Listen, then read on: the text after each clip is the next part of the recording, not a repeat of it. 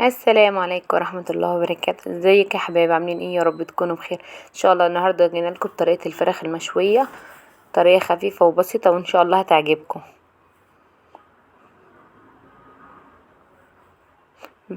بس قبل ما نبدأ ما تنسوش تصلوا على النبي وتنزلوا تشتركوا في القناة وتفعلوا زر الجرس عشان يوصلكوا كل جديد. اول حاجة معانا بصلتين، 4 فلفل، ومعانا 3 طماطم، معلقتين دبس رمان، ومعانا فرخة مقطعينها، معلقتين خل، ومعلقتين صويا صوص، ومعانا بهارات: فلفل اسود، توم باودر، بصل باودر، بهارات فراخ، معانا كزبرة، ومعانا ملح، ومعانا جنزبيل،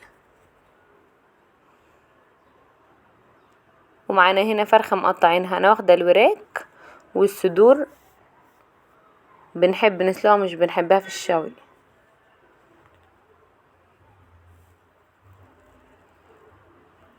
تعالوا هنا نجيب الكبة بتاعتنا. اول حاجة نقطع معاكم الفلفل،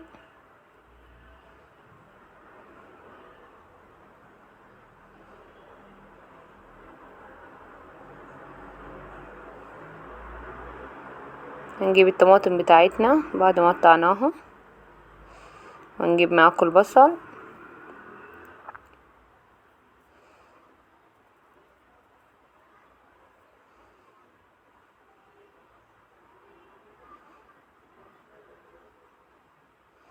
هنضربهم كلهم وننعمهم كويس وارجع لكم تاني.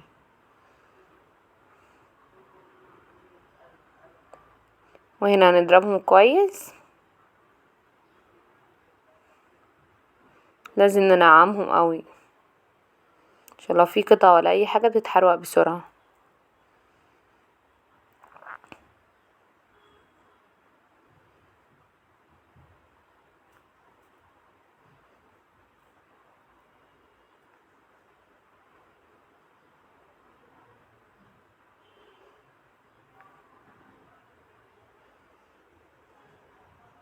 هنا يا حبايبي نعمناهم كويس قوي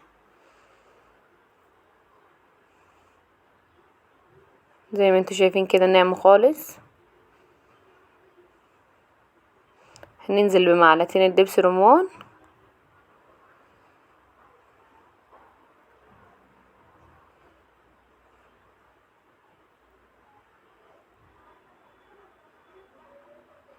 وهنزل عليهم بالبهارات،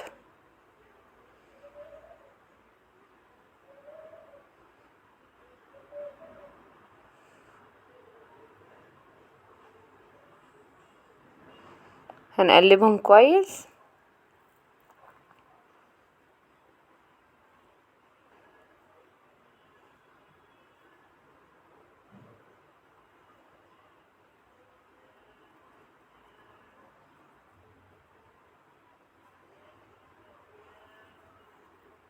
ومعانا هنا معلقتين زبادي نستويلها لكم في المقادير، اهم حاجة عشان هي اللي بتطري الفراخ وبتخليها تستوي بسرعة.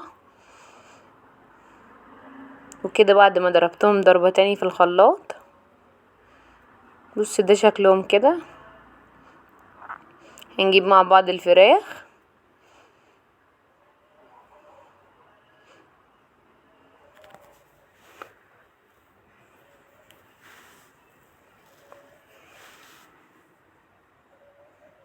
وهنعمل فيها فتحات عشان الفتحات هي اللي تساعدها ان هي تستوي بسرعة والتتبيلة تتشرب وتدخل في كل مكان.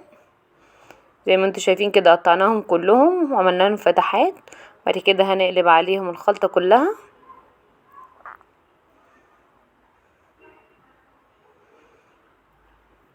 وهنقلبهم كويس. وهنجيب معلقتين الصويا صوص،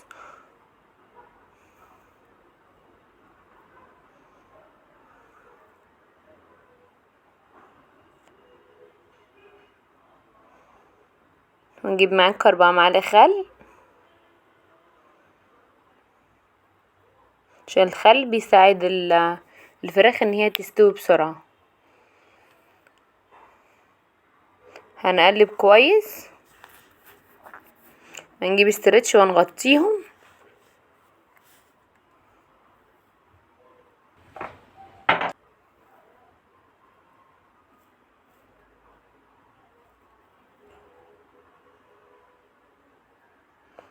لازم نقلب عشان التتبيله كلها تدخل من جوه عشان تتشرب من بعض، وهنسيبهم في التلاجة لمدة 4 ساعات، ولو قبليها بيوم برضو يكون حلو قوي عشان التتبيله تتمسك وتتشرب منها كويس وتساعدها ان هي تستوي بسرعه، يبقى طعمها احلى طبعا من اللي هي بتقعد 2 و3 لو اتبلت قبلها بيوم وكده، فهتبقى احسن بكتير. وهنا بعد ما غطيناهم بالاسترتش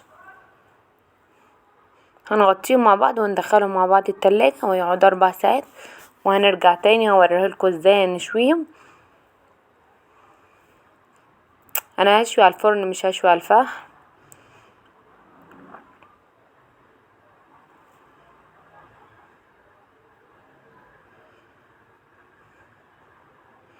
وهنا بعد ما قعدوا 4 ساعات في التلاجة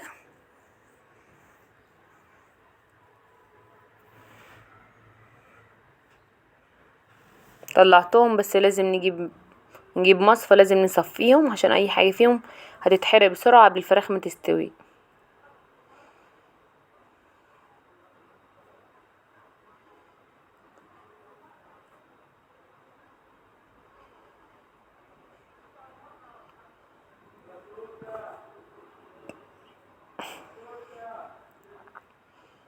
لازم يا جماعة المصفى لازم يصفوا كويس.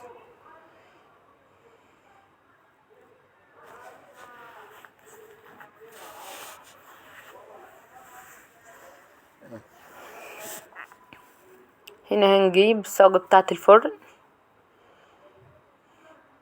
دي صاجة الفرن الكهرباء، وهنجيب عليها سلكة الشوي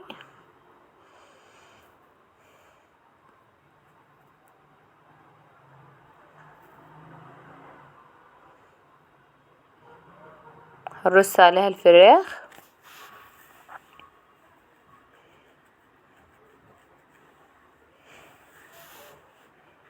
برضو يا جماعة اللي ما عندوش سلكة شوي برضو ممكن يجيب السلكة العادية برضو بتاعة الفرن ويغطيها بفويل، برضو هتساعد ان هي تستوي اسرع وتستوي بسرعة برضو.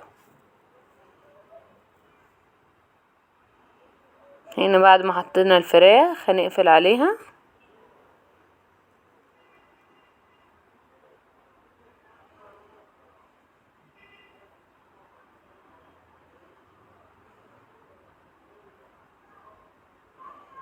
وهنجيب 3 معالق من التتبيلة وهنحطهم برضو في الطاسة من تحت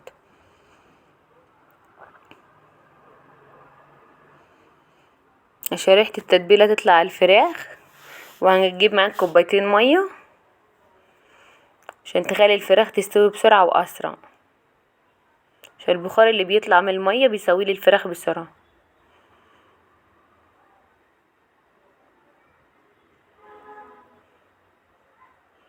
وهنا بعد ما قفلت عليهم ادخلهم في الفرن لمدة ساعة، بعد ما يستوي ارجع لكم تاني. تعالى نعمل شوية رز ونرجع مع بعض. هنا جبنا حلة على النار وحطينا فيها معلقة سمنة،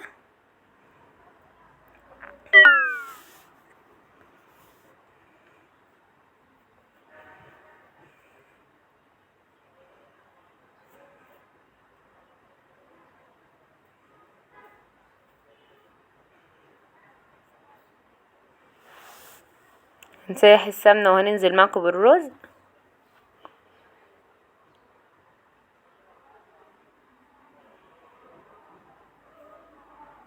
انا هعمل رز ابيض عادي وهحط عليه كركم عشان عندي الولاد وجوزي ما بيحبوش الرز البسمتي.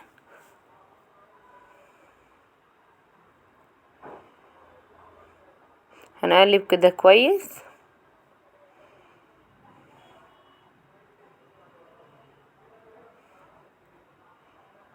هنقلب لحد الرز كله ما يفك معانا.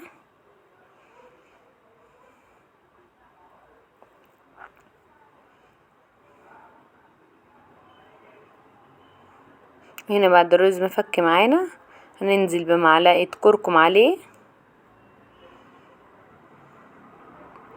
زي بعد ما نزلنا بمعلقة الكركم هنقلب شوية،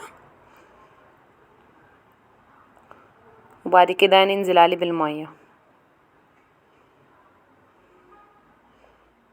ننزل عليه دلوقتي المية لحد ما نغطيه بالظبط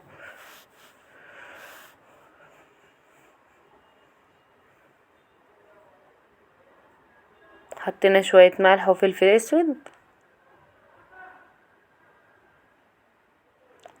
هنغطيه وبعد ما يستوي نعمل السلطة. هنا جبنا معاكم السلطة، معانا طماطم وخيار وفلفل وبصل، واهم حاجة في سلطة المشويات البقدونس، وجبنا هنا طحينة، واهم حاجة في الطحينة يا جماعة هو صابعين الفينو. هنحطهم في مية بعد كده هنصفيهم كويس عشان هو ده سر الطحينة بتاعة المطاعم. ومعانا الخل، هنجيب معانا برضو خل، ومعانا ملح وكمون وفلفل اسود. وده كده يا جماعة الشكل الرئيسي، يا رب يكون عجبكم. ودي شكل الطحينة بعد ما ضربناها في الخلاط، شكلها تحفة، طعمها وكمان ريحتها احلى. جربوها وقولوا رأيكم في التعليقات.